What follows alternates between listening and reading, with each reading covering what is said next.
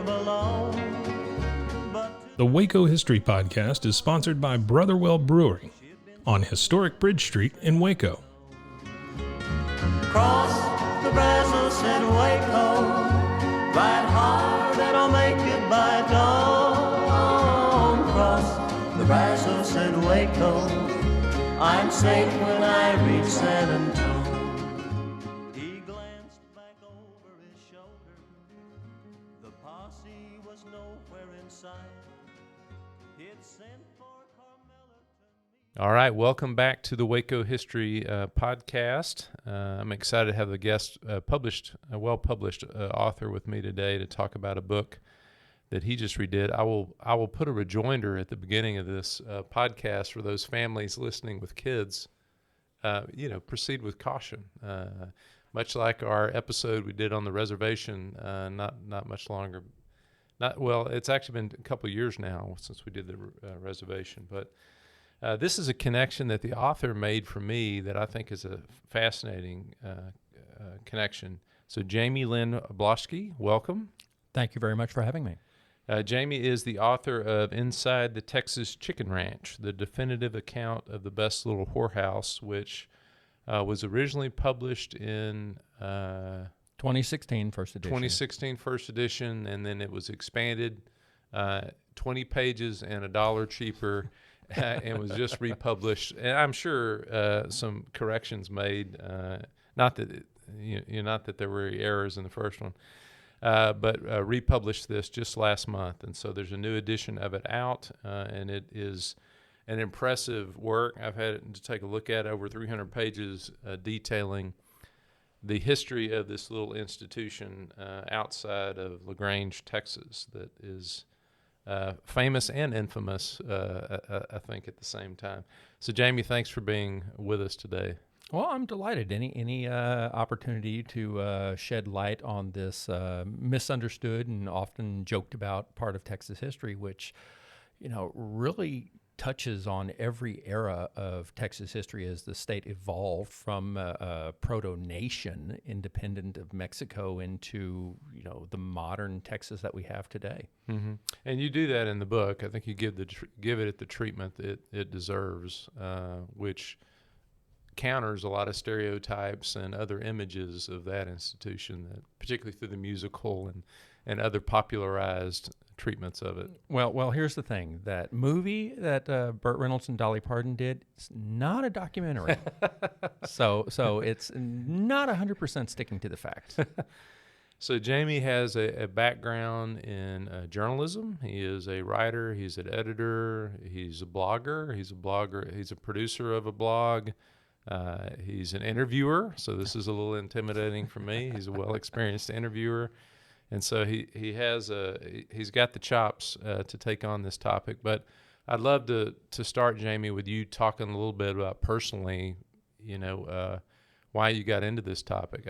Texas A&M University, you can't get away from this topic in some ways. But talk a little bit about your introduction to it. Well, not so much anymore. In College Station, they've kind of put the Chicken Ranch a little bit more at arm's length than it was when I was there. They don't want to talk about it anymore. No, not really. So I grew up in Columbus, Texas, which is a very small town right next to LaGrange. And so I heard references to the Chicken Ranch all my life. Obviously, the Burt Reynolds Dolly Parton movie. Went to A&M, still heard references to it there, particularly since they filmed significant parts of the movie there on campus.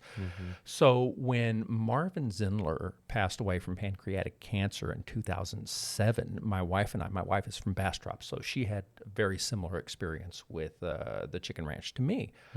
We looked at each other and said we'd never heard the real story behind it. And so I started looking around and discovered a serious history of the Chicken Ranch had not been written. And honestly, that really upset me, because this was living history that was dying right before us. Marvin Zindler was one of the major players. He was gone. The sheriff had died like 20 years prior. Nobody had heard from the last Madam, Edna Milton, for about 20 years. People assumed she had passed away. So nobody had taken the time to chronicle it, other than the few magazine and newspaper articles that occurred at the time of its closing. Yeah. So, it just made me angry. Somebody should have done this. Somebody should have done this. And every so often, something would set me off, and I'd get on my soapbox and rant. And finally, one day, my wife just got so sick and tired of hearing me say that, said, "Quit complaining about it and write the darn book yourself." So I was on the spot. I said, "Okay, 3 things have to happen. 1, Edna, the last madam, has to still be alive. 2, I can find her because nobody had heard from her. And 3, she has to agree to talk to me. Otherwise, I would just be regurgitating whatever everyone else had already written. That wouldn't add anything to the conversation." Well, I started looking for her, and after about a few weeks, I tracked her down living in Phoenix, Arizona, where she'd lived since the mid-1980s. Just Edna Milton, but nobody knew who she was. She didn't go out of her way to tell people who she was. I contacted her, and she said she had always wanted to write her life story. She only had like a 6th grade education, and invited my wife and I to come visit her. So in February of 2009, we flew out to Phoenix for 2 days, just sat there and interviewed her constantly, nonstop, and that's where the story began. Wow. I thought it would take about 6 months, start to finish, to research and write. It ended up taking about 6 years to research and write, because there were so many rabbit holes. I did not know at the time what I did not know. Every little thread I pulled on unraveled this larger skein of, just unknown material. It's like, okay, well, I have to track this down and chase this down and, discover all this. So can you establish like the years? It closes in the 70s, right? It closed in 1973. Okay. And when does it open? The Chicken Ranch as we know it, as the Chicken Ranch opened in 1915, it can trace its lineage back to around 1844. That's when the first sex workers ostensibly were documented in LaGrange. And that's pretty tentative, but at the same time, it's not a big leap of the imagination, because, prostitution was rampant in the West and the frontier. And there's a lot of circumstances around that indicate that that's when it began. So Texas was still a republic at the time. From that point on the road, it was Lafayette Street. It went up to the river. It was La Bahia Road. That was the main thoroughfare connecting essentially Goliad to Nacogdoches in East Texas. So it was a major thoroughfare. There was a ferry set up there on the river, and the town basically accreted around that. And by the 1880s, that strip right next to the river was known as Kalamazoo. And it was saloons and brothels, and it was LaGrange's vice district. As everyone passing through had to cross the ferry there, and so that's where they would stop, and they would either spend the night or spend a few hours, and it continued on. By 1890, a bridge had been built over the river, so the ferry went out of business. So the Kalamazoo district started declining, but another district in town, in the middle of town near the train station, had developed, and that was called the Shacks. It was a lot of cribs, rundown hotels, not very savory.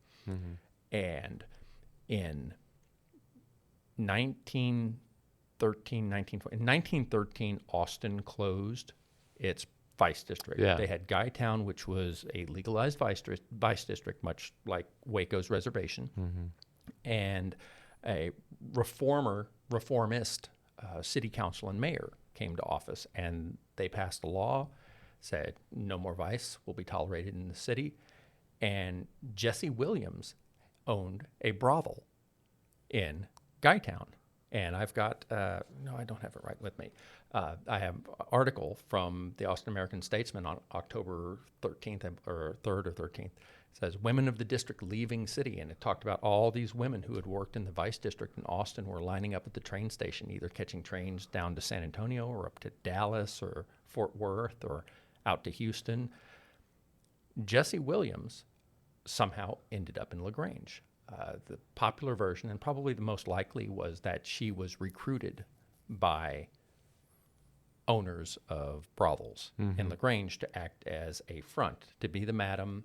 The thinking being that if there was a woman who was front and center it would be less offensive, seem less exploitative, and perhaps some of this reform movement that had been going around the country would pass LaGrange by. Well, Jessie owned her own brothel in Austin, so she wasn't going to be content being a figurehead. So by 1914, she had gained control of all the prostitution in LaGrange, consolidated. Then in 1915, she got a partner, Grace Copeland, and they bought 11 acres for $700 from OK Zap outside of the city limits and relocated their operations outside the city so they would not be subject to the whims of the city council saying this is illegal or that's illegal or anything like that, no criminalization. They still had to deal with the county, but still out of sight, out of mind. The main population was there in LaGrange, and so they were just on the other side of the city limits. So Jessie Williams, or Aunt Jessie, as she comes to be known, provides us the thread that connects us back to Waco history. Yes, right? yes, indeed. Can you share that? Aunt Jessie was born Faye Zulema Stewart in February of 1885 or 1886. Different dates are listed there. She was born in Waco. There are her biography is kind of muddled, to say the least. There's a lot of sources that say she was born in and grew up in Hubbard. I've not been able to find any documentation substantiating that, but she was, there is census data and other information that she was born in Waco, grew up in Waco. Her parents were either from Georgia or Nashville. It's not clear. They spent a lot of time in both of those locations, and even as the Faye was growing up, they visited Nashville on occasion, so they, most likely had relatives there. She had one sister, an older sister named Alpha May. And what was interesting, one of the big changes, probably the most significant changes, updates in my new edition of the book is her biography. Because previously, the belief was, and this was documented to some degree, that her father died in the 1880s and the family fell on hard times. Turns out that death of her father was based on a faulty census record. He did not die. In fact, he survived quite a few years more. He lived until 1924, I think. He died in Oklahoma City. What did happen, though, was that her mother passed away in 1896. I see. So Faye and her mother, Faye and her sister, Alpha, lived with their father up until 1903. 1903, her father remarries, and immediately Faye and her sister move out. And so I don't know if there is tension there or what. Their father goes on to have another family with his new wife. He is interesting because he was Andrew James Stewart, and he had a grocery store, 1881, 1882, at 6th Street in Austin. Here. Okay. It's just like 2 blocks from where we are. Within the shadow of where we are now. Yeah. Exactly. He had relocated from another location, so this was a new expanded grocery store that he had, but something didn't go well. So by the end of 1882, his grocery store was basically liquidated to pay creditors. Oh, wow. And after that, he worked as for a printing press. He worked as a clerk. He had a number of different jobs around town, and obviously ended up in Oklahoma City at the time of his death. So in 1903, Alpha and Faye Stewart moved to Austin. And here's where the trail picks up because, hang on just a moment, let me find it for you. Here we go. The Austin American Statesman, and let me check on the date here. It was the Tuesday, July 14th edition, 1903, on page 5. Police court. Several cases were disposed of by His Honor yesterday. Jessie Williams was fined $5 for vagrancy. Jessie Williams was the pseudonym adopted by Faye Stewart. Pseudonyms were often adopted by people working in sex trade and vice industry to protect their family's reputation. Vagrancy was the most popular euphemism for prostitution. So move out, leave home, immediately get arrested for prostitution. And that kind of sets the tone for the rest of her life. Her sister Alpha doesn't show up. It's assumed that they live together or at least in proximity to each other.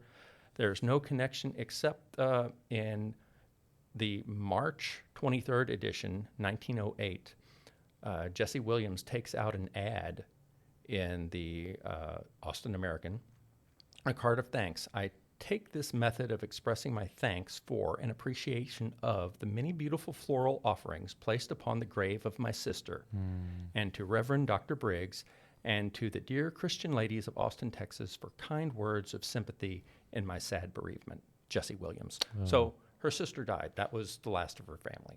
Wow. And her sister was 25 at the time. So Jesse was a couple of years younger than her. So here she is, early 20s, on her own in Austin, in Guytown.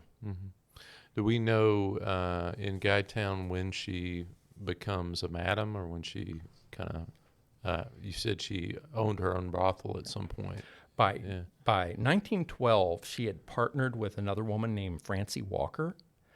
And it's interesting because in the census of 1910, Jesse is listed as a housekeeper in this brothel, which that's kind of a distinction. I mean, it seems not that big of a leap, but the women who were working as sex workers were listed as boarders. That was just, okay, this is a boarder, this person's staying here and paying rent. The fact that she was a housekeeper indicates to me that she was at least had some kind of supervisory responsibilities. So by 1912, she and Walker had a small brothel, a house that they owned at 200 West 2nd Street in Austin. That's right in the middle of the Guytown district. So they had several women working under them with the city directory. And then, as I said earlier, in 1913, city council, changed the legal acceptance, and no longer was it tolerable to operate a house of ill repute in Austin. There was a lot of concern that they were corrupting, students from the nearby university, and how this is beneath the dignity of, the state capitol with all our legislators and everyone there, and so shut it down. You point out well in the book, despite the efforts of reformers, it's really the push to get military bases, as in the case of Waco, that forces a lot of these municipalities to shut down these vice districts. I think Hell's Half Acre faces the same thing in Fort Worth.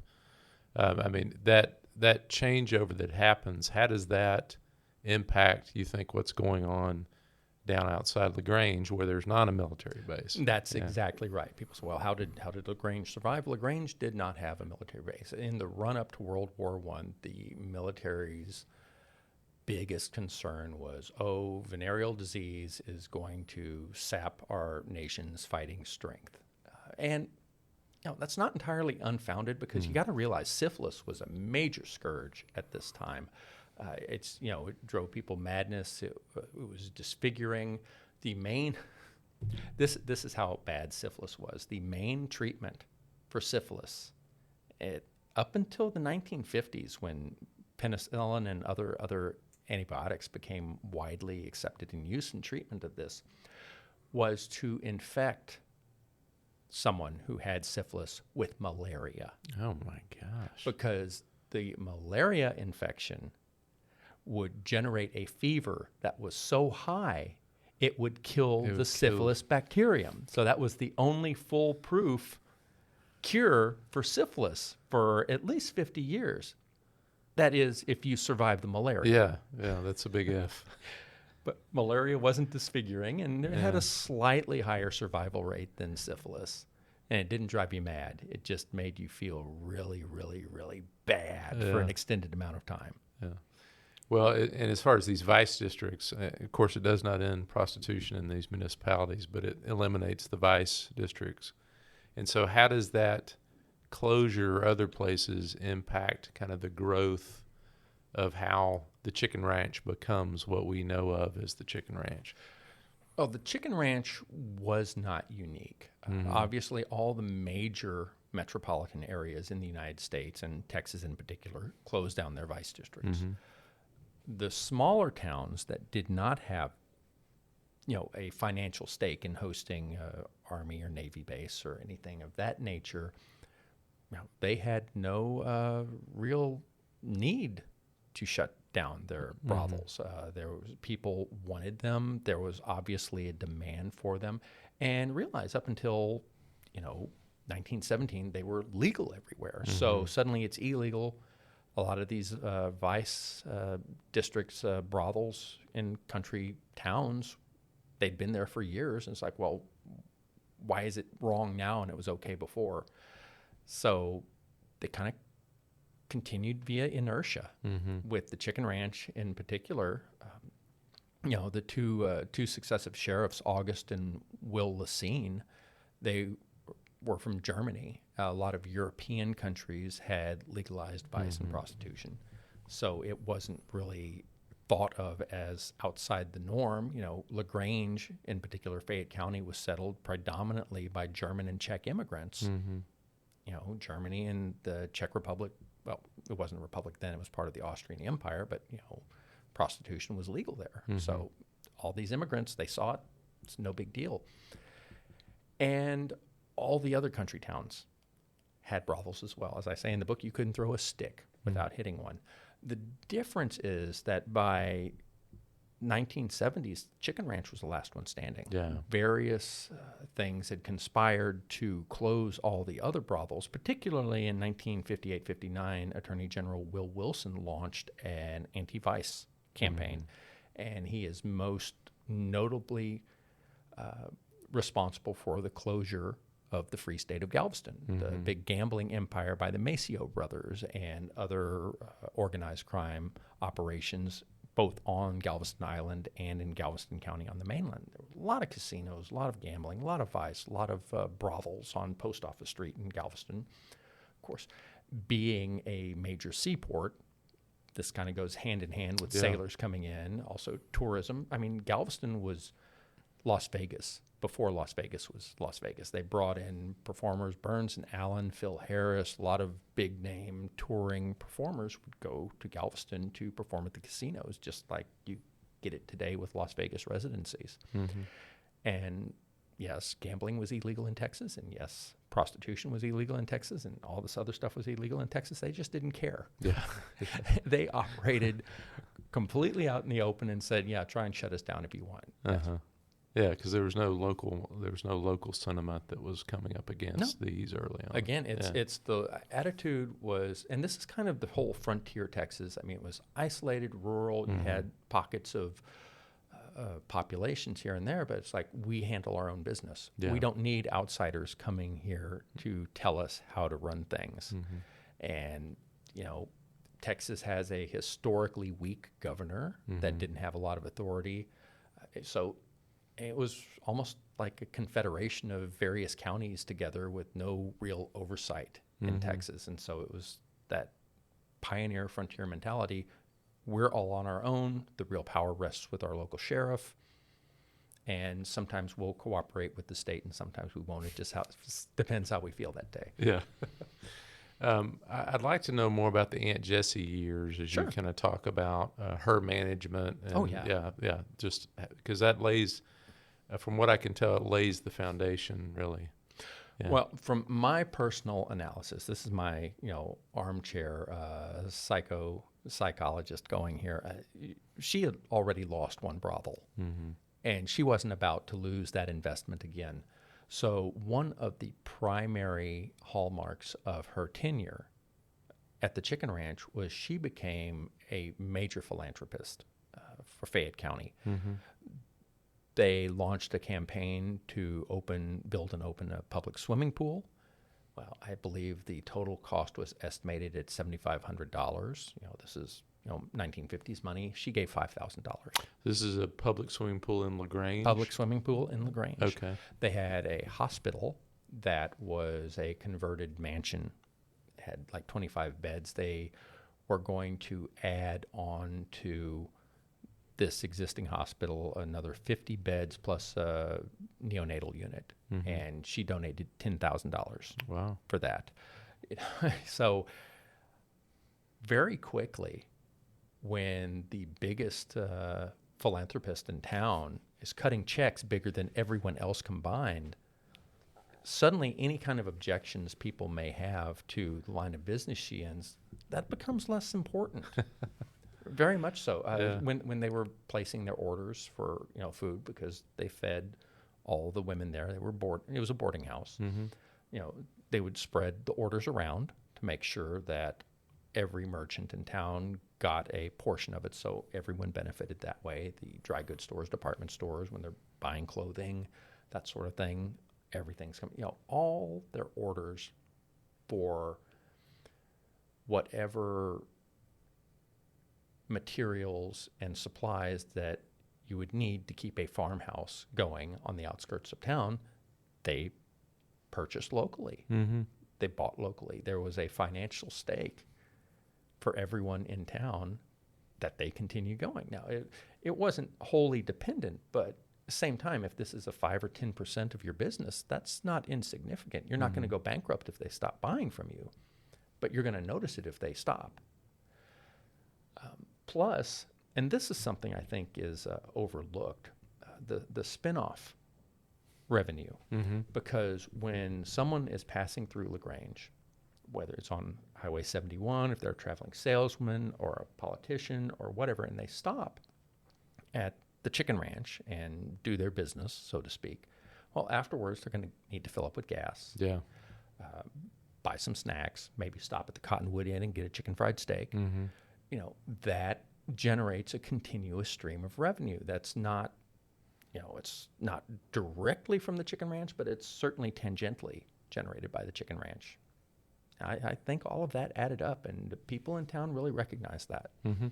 Were you able to find, is it on the county tax rolls as far as taxation of the chicken ranch and revenues that the county might have been receiving from it? I did not get into that. I did get to the county tax assessment office, and in the 1980s, there was an ownership group that purchased it with the intent of building a museum there. And to generate the revenue to fund this museum, they started selling 1-inch squares of that corner of the property as novelty deeds. And the tax assessor's office, county land office, has a separate book with those. I think they sold 300, 500, something like that. But they have those novelty deeds all recorded there.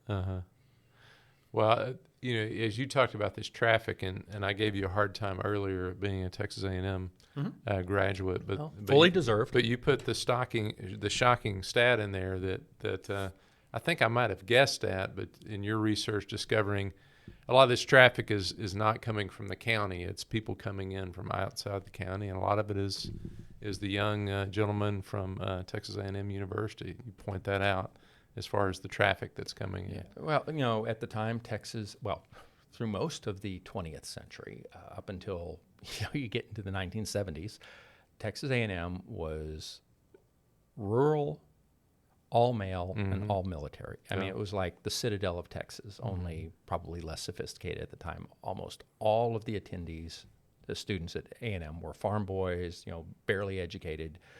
This was the agriculture and mechanical college. They were there to learn agriculture, and they were there to learn engineering, and they were all going to go into the military when they graduated. I mean, that was the pipeline. And so College Station didn't exist as a town, certainly not the big city it's growing up into. And Bryan was, pretty small town as well. So if you would have taken all the women in Bryan, the daughters and the mothers and everyone else, and put them together, they still probably wouldn't have been enough of them to date all of the students. And realize Texas A&M was really small at the time. So you had road trips among those who could afford it. Now, the chicken ranch wasn't super expensive by any means. It was a country brothel.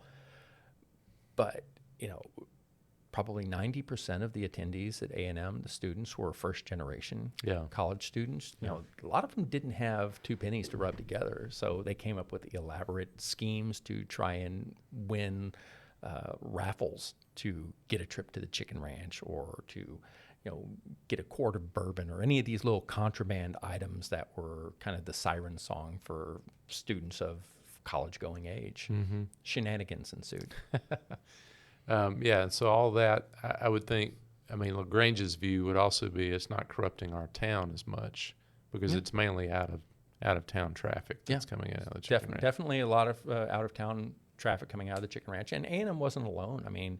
University of Texas doesn't get off the hook. They had their sororities, and not sororities, goodness gracious, fraternities. Thank you. The fraternities were making road trips out there, but that circles back to another rumor that was popular, that sorority girls from University of Texas would work there during the summer to earn money for college. That had absolutely no basis in truth. A lot of the women there quickly realized that if they would tell a story like that, suddenly these traveling salesmen or these politicians or other things, well, they're actually doing a good deed by patronizing, because this poor girl is trying to better herself.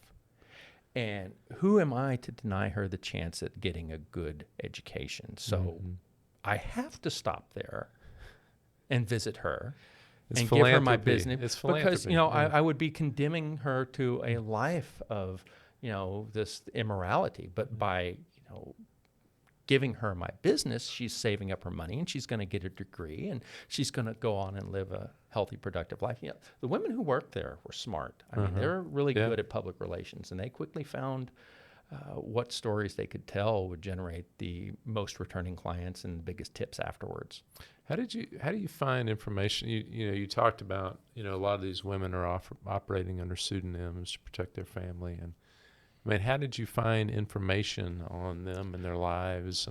How did you excavate that? Well, that was the most difficult aspect. First of all, I did contact Edna and got to interview her a lot. So she talked a lot of her experience.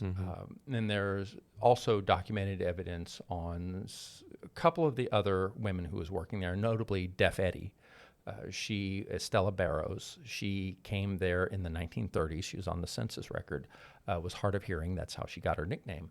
And she was still there when Edna started working there. So Edna was able to tell me, part of her story. By that time in the 1950s, Deaf Eddie had aged out, so to speak, of working the floor. And so she was more of a manager, and eventually retired to Kemah, I believe. And when she was in her 60s, took up water skiing. Oh, my goodness.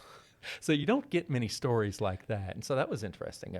She had a picture on her dresser of a football player. And one day, one of the clients came in there and saw that. It's like, oh, is that your boyfriend? No, it was actually her nephew who was playing football for Rice University at the time. And Edna told me that he eventually graduated with a petroleum engineering degree and became a big honcho at Exxon. Oh, wow.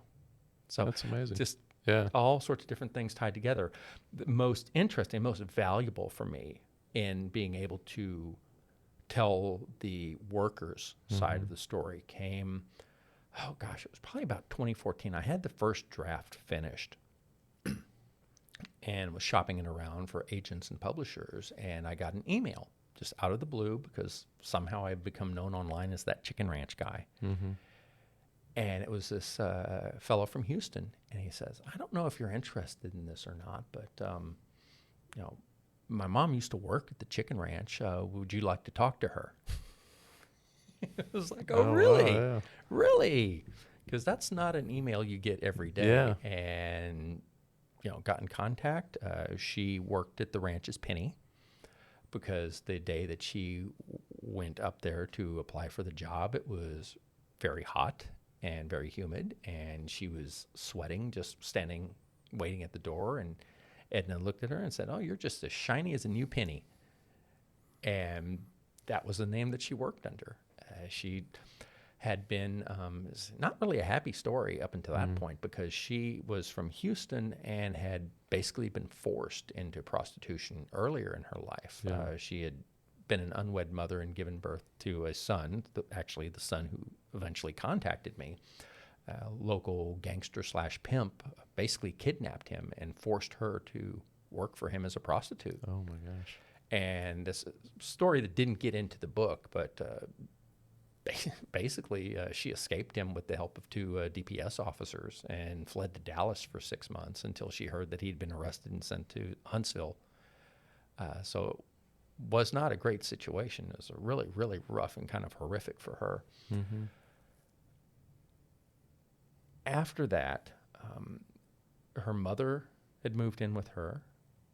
Her mother's boyfriend moved in with her, and neither of them were working because they had some type of disability. And she had another child in the interim, and suddenly she had multiple mouths to feed, and she could not meet those obligations waiting tables as she was doing. So she started thinking, it's like, well, I've done it before. At least this would be on my own terms. Let's see if I can manage it. And so she went and applied at the chicken ranch. I guess it wasn't applied, makes it sound more formal. Yeah, that raises a bunch of questions on how that would happen. Yeah, but she stayed there for several years, and a lot of the stories that she told me, working conditions, food that they were fed, really meshed almost perfectly with what Edna had told me.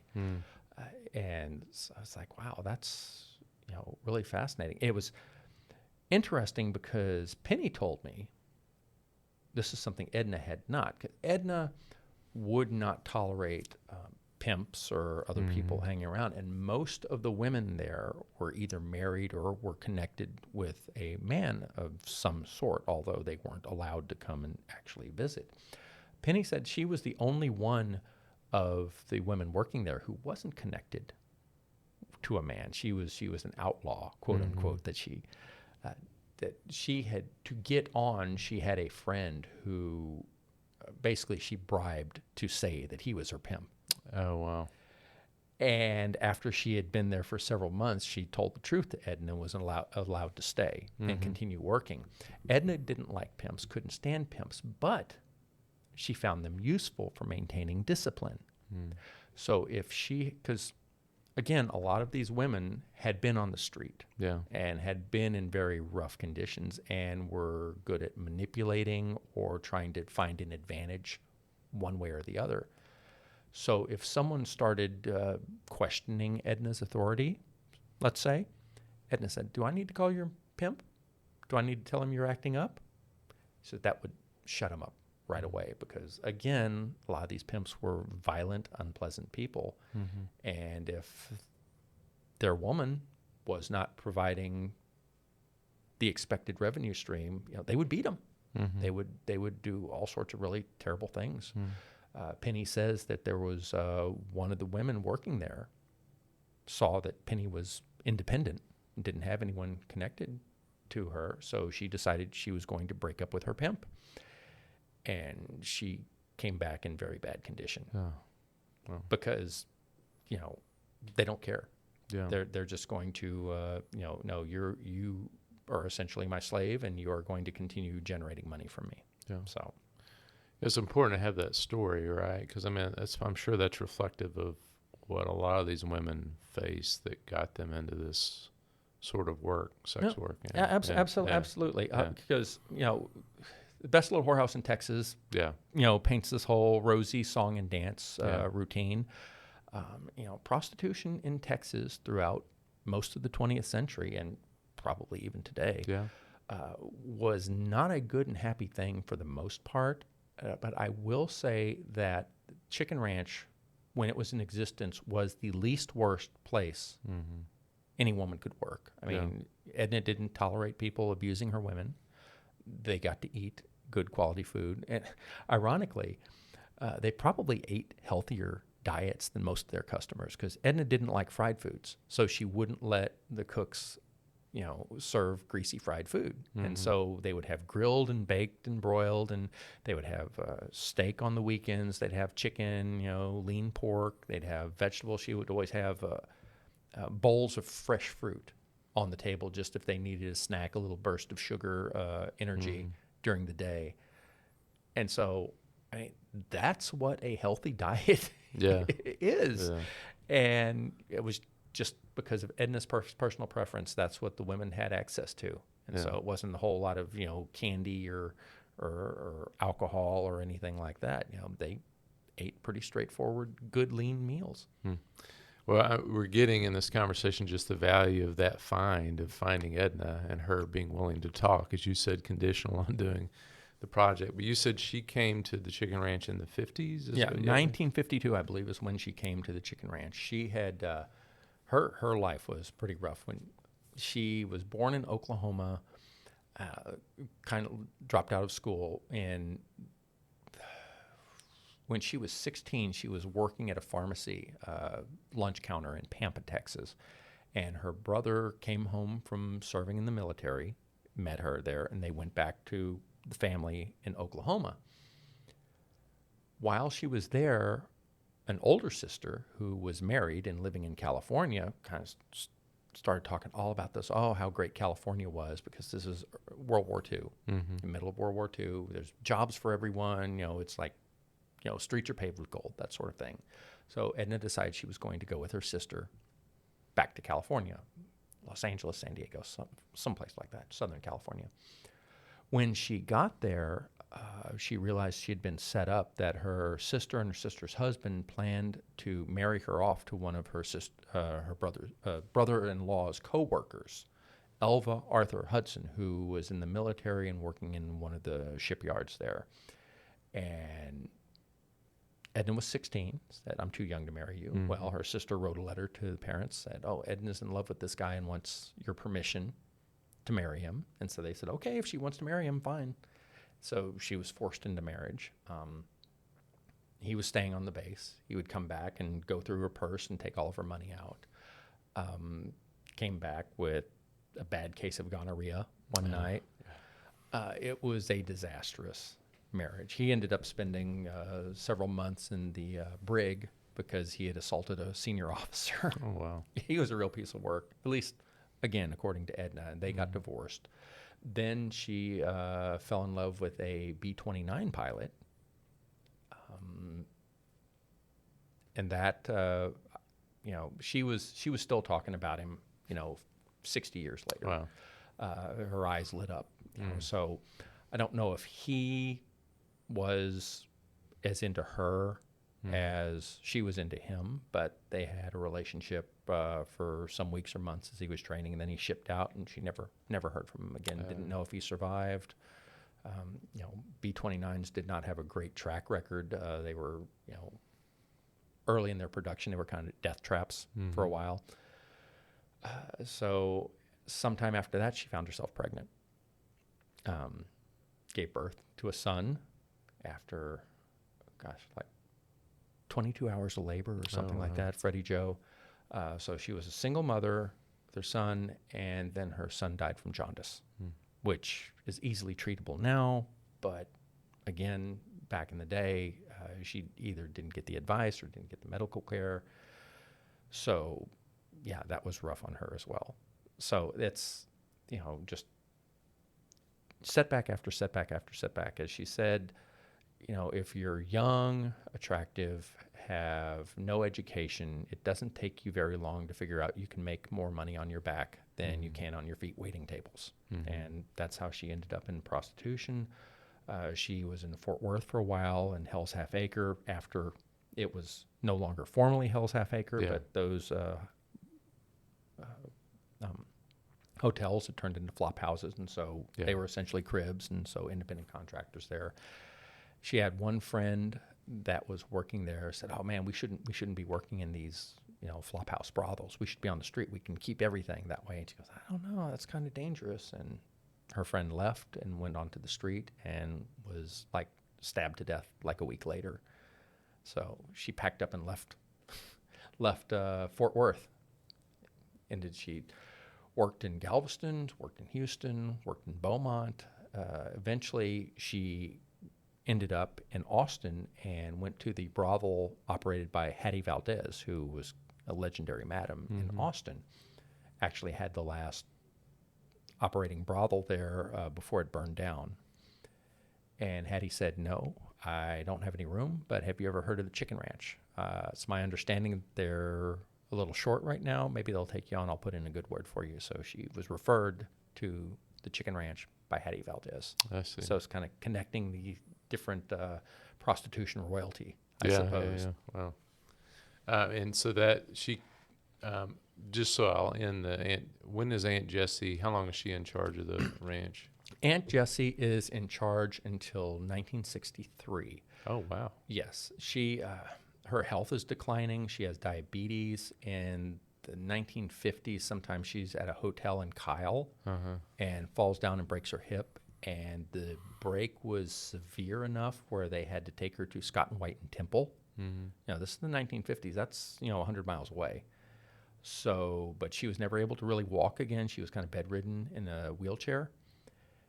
And Edna said that she was starting to lose her mind a little bit. She was getting dementia or Alzheimer's, was not able to control the women. Her strict disciplinarian regime crumbled, and Sheriff Jim Flournoy actually shut down the Chicken Ranch because it was becoming rowdy, because there were complaints about the conduct going on there.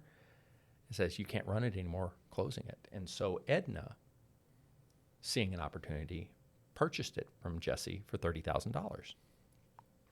After a few weeks, Jessie came back and said, I'll give you the money back. I want it back. And Edna said, no, you cannot. I will not sell it to you. You're not capable of running it.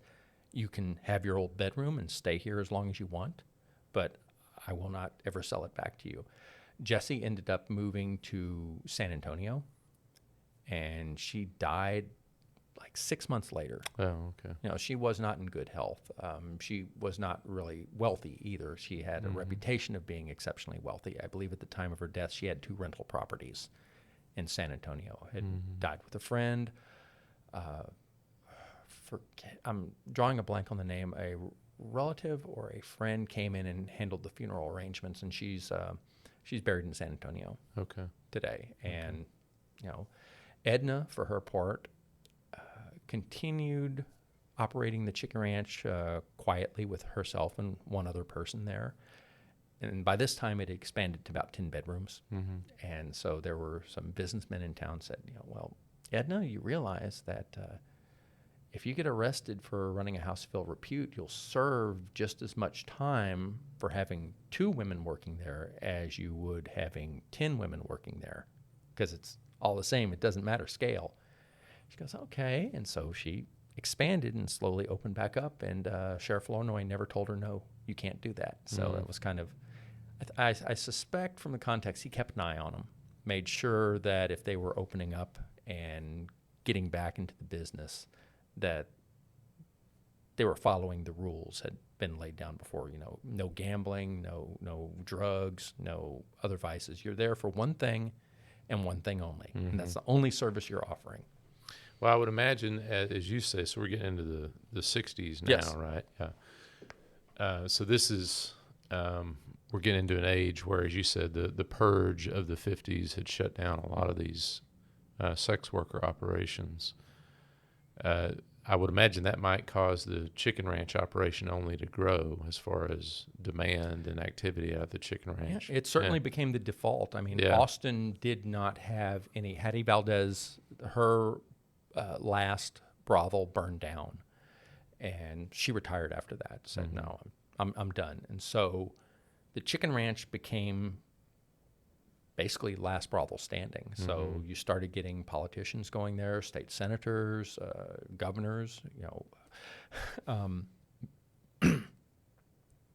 John Connolly and his brother, State Senator Wayne Connolly, were regulars there. Edna liked to tell a story that obviously in this era of Texas, it was a cash-only operation.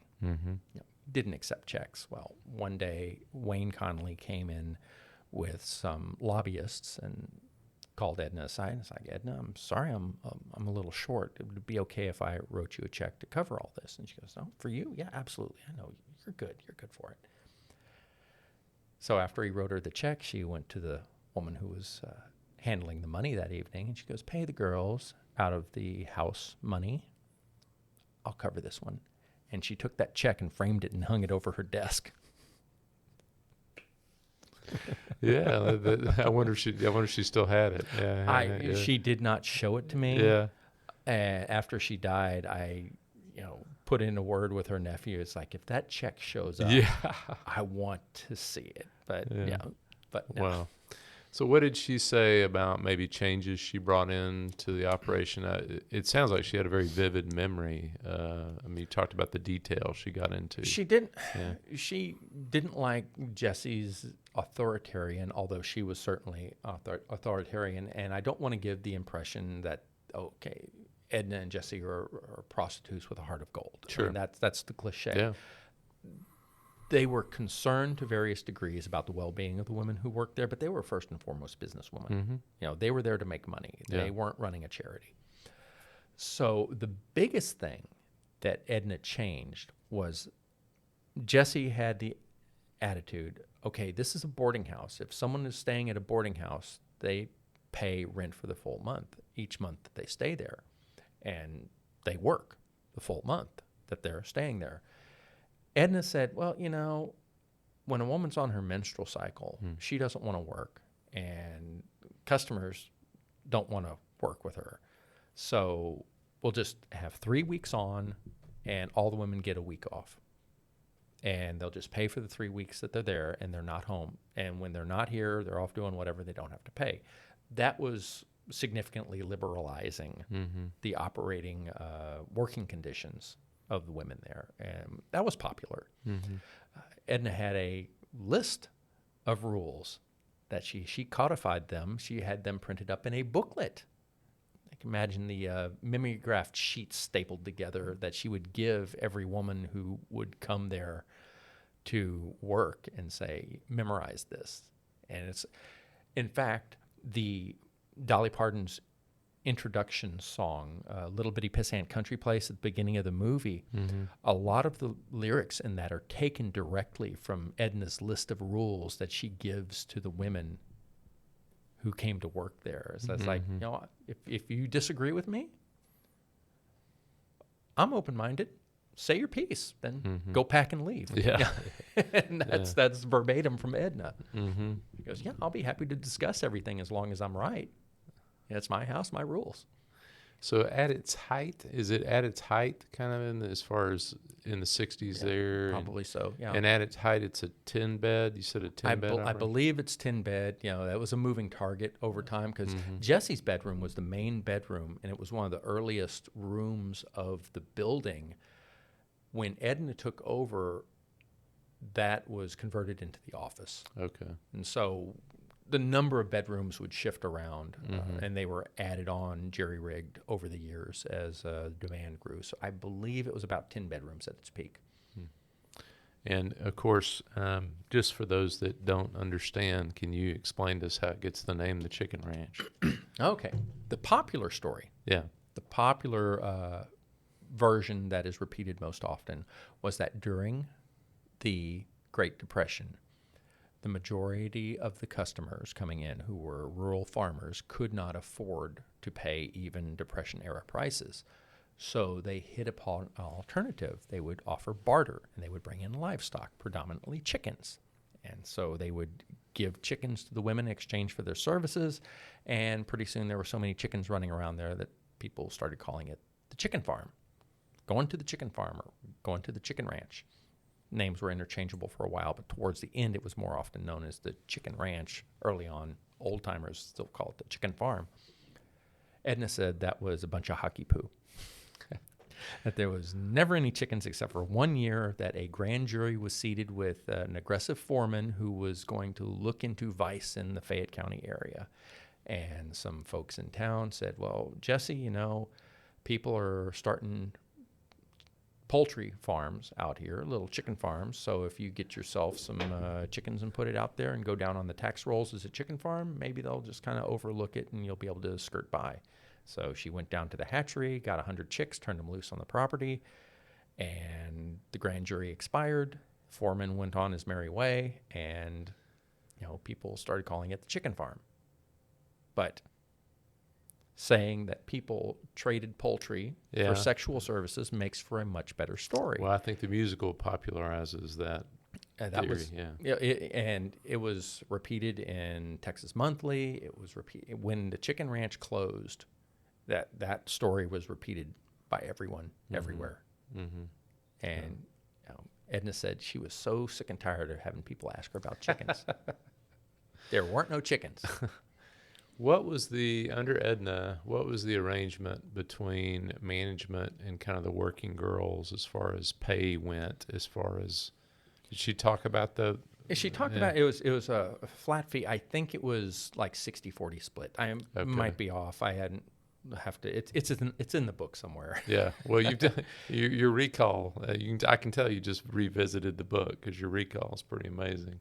It was. So it's Edna said, that's one thing. Jesse would she said that Jesse had like set time limits for prices, and if you got extension, that was an additional amount. And Edna said that was too complicated. Just 60-40, whatever the girls take in, just split it right that, so it doesn't matter how long they were in there. You're not counting minutes or anything like that. It's just basic flat cut.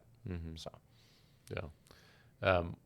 Was there a security presence at the brothel? I mean, I'm just thinking of all women there. I mean, if it was necessary, they had.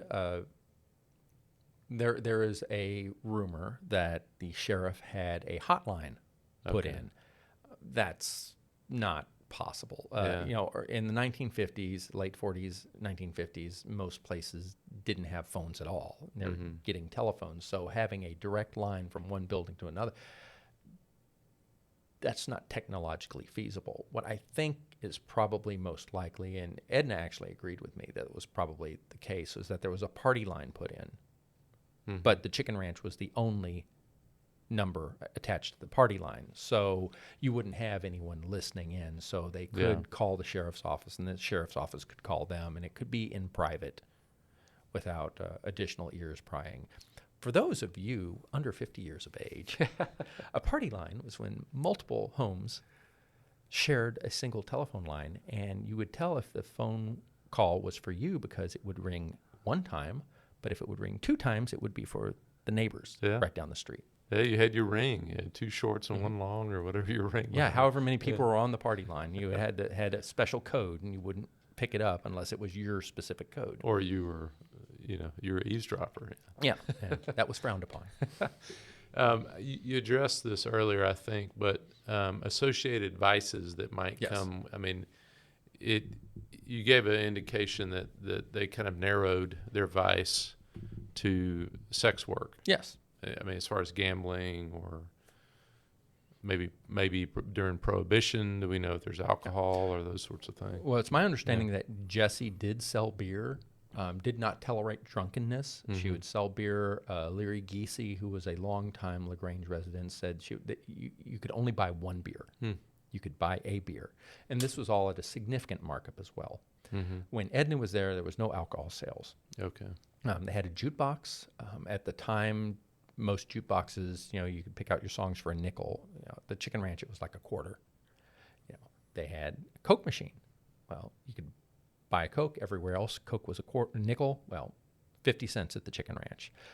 Cigarette machine, same thing. So they had significant markup on all of the, sundries there. So everyone could, buy whatever they wanted. And of course, the girls would say, well, I'm kind of thirsty. Will you buy me a Coke, or, get me some cigarettes, just to generate that revenue. And that was all, gravy for the house.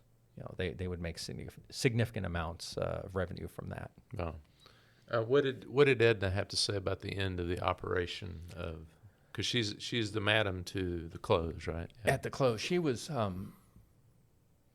She said she was tired at that time. She had had some health incidents. She kind of fainted, had lightheadedness, gone to the doctor with heart arrhythmia, just because of the stress that she was dealing with. And this is before Marvin Zindler, shows up, because she's, running this business. She had a nasty divorce from one of her husbands, and it's it's a full-time job running that and maintaining all the women. And she said she would have fought if she hadn't been so tired. And she was just exhausted by life and everything. Otherwise, she would have put up more of a fight. It was just fascinating, because Marvin Zindler says that he was an anonymous tip. All right, you have to tell the listener. You have to introduce him to the listener here. Marvin Zindler was a character, and I don't use that phrase lightly, from Houston. He had been part of the sheriff's department for many years in Harris County, had established the crime fraud division, and lost his job with the Harris County sheriff's department when an election went against his sheriff. He was out of work for a couple of weeks when KTRK, Channel 13, which was the lowest rated TV station at the time in Houston, called him and offered him a job because he had been a flamboyant deputy. And on air, he was just over the top. In the movie, Dom DeLuise plays his character, and that's really toned down a lot. Marvin Zindler started shaving his head and wearing a silver toupee out of fear that someday he might go bald. He was fired from the NBC affiliate in Houston about 10 years prior because the station manager said he was too ugly for television. So he got a job with the Houston Press, which was a Scripps Howard newspaper at the time, and documented in a series of articles, fully illustrated over the course of several months, all the plastic surgery he had undergone to change his face so he would no longer be too ugly for television. I mean, this guy was over the top. He's famous for his restaurant reports where he would talk about slime in the ice machine. And he would always have the signature sign off, Marvin Zindler, Eyewitness News. He was known as the loudest man on television. And he would do public affairs type where he would go after false advertising. He went to the Astrodome that had advertised foot-long hot dogs with a measuring tape, and on live television measured the hot dog and revealed that it was only 10 inches long. So the Houston Astrodome had to stop selling foot-long hot dogs, and they started calling them king-sized hot dogs or something like that. I mean, just the most ridiculous thing. Now, he did a lot of good. He raised lots of money for charity, especially children's hospitals. Mm-hmm. He helped many people who were the victim of slumlords who lived in unlivable housing conditions, and got the owners to, make the necessary repairs, and unscrupulous used car salesmen who would sell people vehicles with known defects or cranking back the odometers or things like that. He did a lot of good. Mm-hmm. But when he was recruited to go after the chicken ranch, there weren't really any victims there that he was championing the downtrodden for. In fact, when he was first approached to go after the chicken ranch, he said, no way. I mean, that would be the end of my career. The chicken ranch is too well liked by the power structure in Texas. It has too many allies that would destroy my career. So that's kind of eye-opening when you realize that Marvin Zindler did not want to go after the chicken ranch, the story that ultimately defined his career. Yeah, that's interesting. Yeah. So did she talk about her first interaction with Zindler? Edna did? There is a video where I don't know if Edna ever actually came in contact with Zindler. Okay. There is a reporter that drives up into the parking lot area, and KTRK has the footage. I believe it's on YouTube right now, where Edna comes out and she's in curlers and a house coat, and they ask her, is this a house of prostitution? And she goes, well, it's none of your business if it is or isn't. And that was Larry Connors, who was a reporter that was sent undercover to expose the chicken ranch. Marvin Zindler didn't actually go to LaGrange until the following year. They sent him in December of 1974 to do a follow-up story to show that the LaGrange economy hadn't collapsed, 1 year later. Yeah. And that's where he ran into Sheriff Flournoy. and ended up in the hospital. Now, witnesses say that Sheriff Flournoy never actually hit Marvin Zindler, and the sheriff said if I would have hit him, he would have been more in the hospital than that. But Zindler was in his car, and the sheriff came after him and grabbed him and tried to pull him out of the car through the window. Zindler said the only reason that sheriff wanted me out of his car is so he could kill me, so I wasn't going to come out of that car. And so they're in the town square, LaGrange, doing this tug of war. Sheriff, who is in his 70s at this point in time, like he's 6'6", this tall, gangly sheriff who's really old, screaming and cussing at Zindler and trying to pull him out, and Zindler screaming and crying back, "No, I didn't mean," back and forth. And finally the sheriff reaches in and grabs Zindler's hair and pulls, and the whole toupee comes off. And the sheriff looks at it and then starts whooping and jumping up and down, throws it in the street, stomps on it, and is going, Marvin Zindler, eyewitness news," just mocking. He said, "You get out of my town. You get out of my county. I'm tired of warning you. I'm tired of you, period. And it will not go well for you if you ever come back." Yeah, wow. And that set off a chain of lawsuits and countersuits that lasted for quite a few years afterwards. Yeah. Wow. I'm interested in kind of other things Edna told you about, kind of transitioning to the next phase of her life, kind of leaving that behind. And does she go to Arizona then? Or? No, she doesn't go to Arizona for another decade. She's stuck with the chicken ranch, which she can't do anything with. Yeah. She buys a house in LaGrange because she'd lived there for almost 20 years at this point, and that's the longest she'd ever lived in one place. Bought a house, and one day comes out, and her car is keyed. So he goes, "Well, that's unusual. It looks like somebody came and just did a big long scratch on the side of my car." And a couple days later, the bank calls her up and says, "We've talked with the realtors, and we're going to return your down payment." And she was basically run out of town. "We don't want you anymore."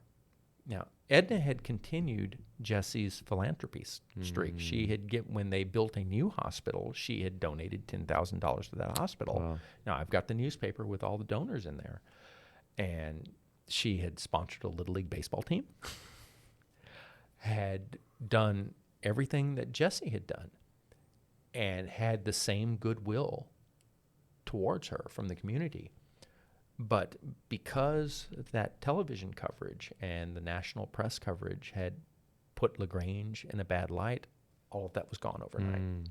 Wow. They didn't want her there anymore. So she was approached by two lawyers out of Houston on a lark. They said, "Let's buy the chicken ranch." So they bought it $30,000. So she essentially got back what she had been paid. She had paid for it. And they actually took the front parlor section off the house and moved it to Dallas, where they opened it as the Chicken Ranch on Greenville. It was open for about 3 months. They hired Edna to be the hostess. It was a publicity generate. It failed miserably. Yeah. It had poor heating. The food wasn't very good. It was all a bunch of different chicken-themed dishes.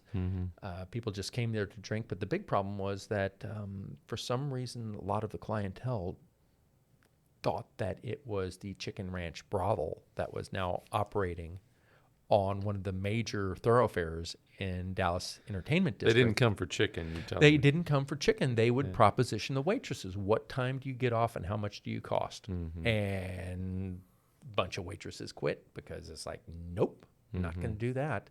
So that closed. Edna circled back around. Larry L. King and Peter Masterson started developing Best Little Whorehouse in Texas play based on Larry King's Playboy article from 1973. So they tracked Edna down. She was in Midland at the time, I believe, working at a massage parlor. She got $40,000 for her life story, for the rights to her story. The sheriff was offered $30,000, and he agreed to sell it to them if they gave Edna his share of the money, plus he extracted a promise from them that if there was ever a movie made of this, because it was Universal Pictures was financing the Broadway show, that they would not mention LaGrange or Fayette County in the movie, and they would not film in LaGrange or Fayette County. And that was his condition. Yeah. Which is amusing because in the 1980s when they're filming the movie, the LaGrange Chamber of Commerce is up in arms that they're filming over in Hallettsville, a couple of counties away. Yeah. It's like, it's a nice town and all, but that's not LaGrange. You need to be here in LaGrange. And I said, nope, we're not going They could near have that squeezed place. a few more dollars out of the chicken ranch. Exactly, Yeah. exactly. So she got that, and when the film was produced, she got an additional bonus of $50,000. And because of bad advice and bad investments, most of that was lost.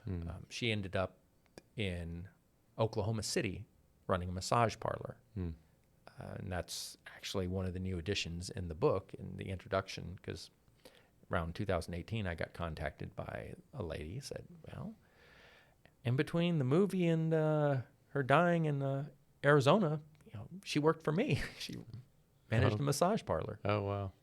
So, and you can see it's the pattern. She was in Midland working in a massage parlor, and then Oklahoma City working in a massage parlor. That's what she knew. She couldn't really break out of that cycle. When she had additional money invested in a bar, a restaurant, and some other things, and it didn't work out, didn't last. Ends up back in massage parlor. Wow. Yeah. The thing that you're doing here in the book, I mean, you want to write the real story, and I'm interested in from your perspective as someone who's researched it. What is, and you may have mentioned this a little bit earlier, but the mythical characterizations and the mythology and Dolly singing to Bert and Bert singing to Dolly, and I mean, Please don't talk about Bert singing. That's bad memories. I mean, what is the tragedy of that? I mean, it's obviously brought attention to it. Sure. And you talked about even LaGrange, the best little town in Texas. I love the picture you have in there of the billboard where they're playing off that idea. But I mean, what do you see as what's wrong with that? I mean, or maybe wrong is not the word I'm looking for, but how does it distort the real story, all the other things that the chicken ranch becomes about? Well, it's interesting. In LaGrange, there's a definite push-pull. I'd say about 45% of the population saying, okay, this is part of history. We need to capitalize on it because tourists that come through here, they want to hear about the chicken ranch. Yeah. They want to see the chicken ranch. We need to leverage that. It's about 50% of the population.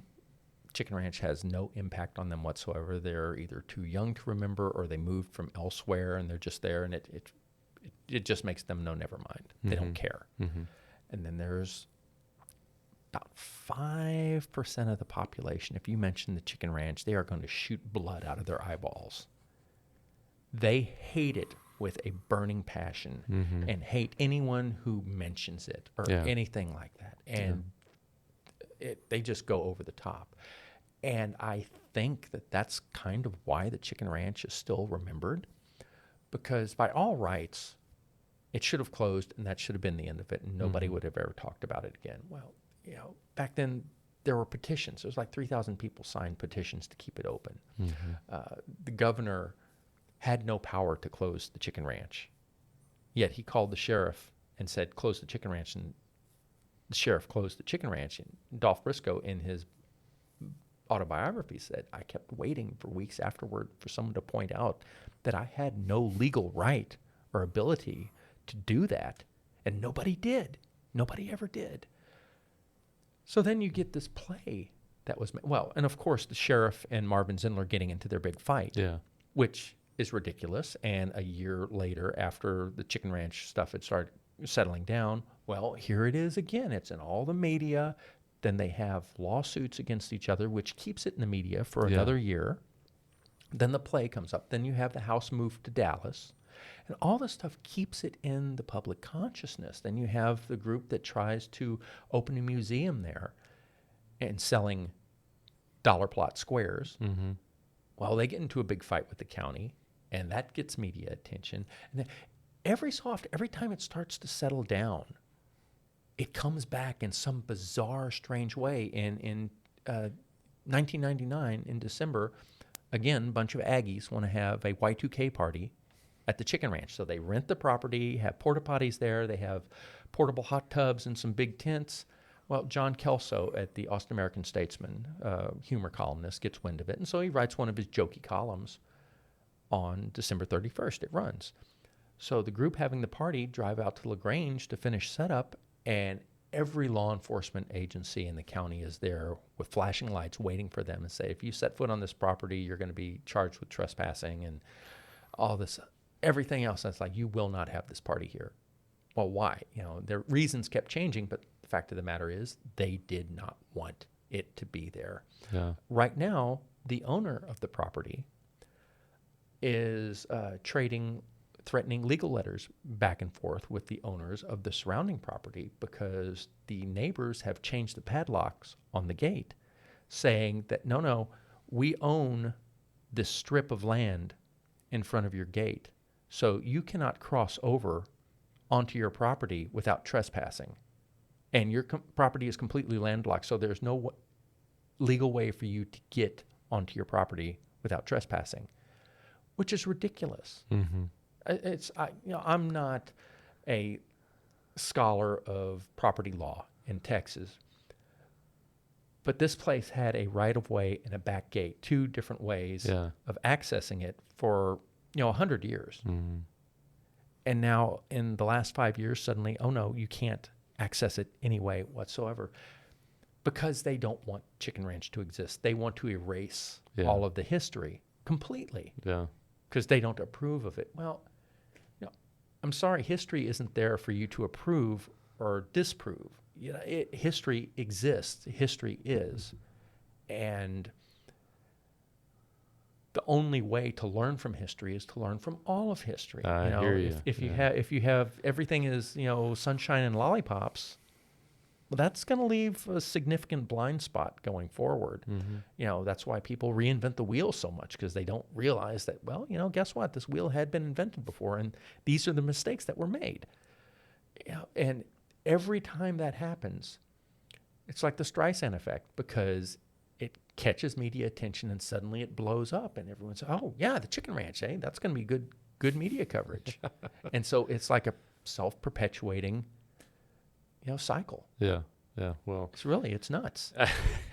It's a story that won't go away, right? I mean, it's a story that won't go away, but it also won't be fully looked at. But you have helped us with that. I would highly recommend Inside the Texas Chicken Ranch, the definitive account of the Best Little Whorehouse.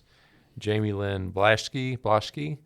Jayme is also going to be, you can buy it where all good books are sold, but Jayme is also going to be at Fabled right here in Waco. Yeah, on the 22nd? August 22nd from 7 to 8:30. Okay, so if you're hearing this before that date, go by and see Jayme and get him to sign a copy of your book. But also, if you're hearing it after, know that Fabled's got copies. They are going to have copies, and they will have signed copies too. So fantastic. Give them your business. Bookstores like Fabled that are fun and independent and vibrant are important elements of any thriving community, and I'm just tickled that they are going to put up with me for a couple hours. Well, it'll be great to have you here, and I appreciate you coming on the podcast, Jayme. Hey, it was absolutely my pleasure. Thanks for having me.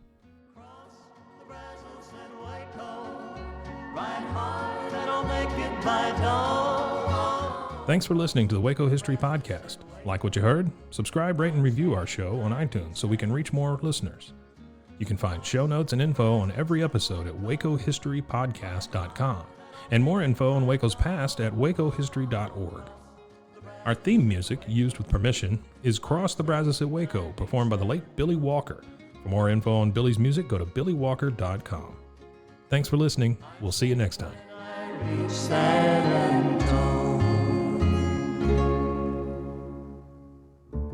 This has been a Rogue Media Network production.